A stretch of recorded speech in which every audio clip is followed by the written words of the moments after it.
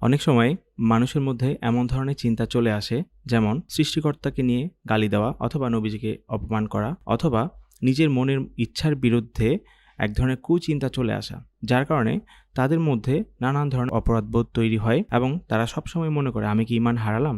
আমি কি মুসলিম এখনো আছি? নাকি আমার অনেক বড় ধরনের একটা গুনাহ হয়ে গেল, যার কারণে আমি জাহান্নামে চলে যেতে পারি? এই চিন্তাগুলো তাকে সবসময় খেয়ে ফেলে। আসলে এটি এক ধরনের মানসিক সমস্যা, যেটাকে আমরা বলি রিলিজিয়াস ওসিডি অথবা স্ক্রুপুলোসিটি। এই সমস্যায় ভোগা মানুষগুলো নিজের ইচ্ছার বিরুদ্ধে ভয়ঙ্কর চিন্তা করে ফেলে, যা সে চায় না, বিশ্বাস করে না, কিন্তু বারবারই তার মাথার মধ্যে একই ধরনের চিন্তা আসে, যেগুলোকে আমরা ইন্ট্রুসিভ থট বলে থাকি। ভয় পাবেন না। আপনি যদি এই চিন্তাগুলো নিয়ে কষ্ট পান, অপরাধবোধে ভোগেন, তাহলে আপনি ঈমানদার। কারণ গুনাহ ইচ্ছাকৃত হয়, ভয় পাওয়া নয়।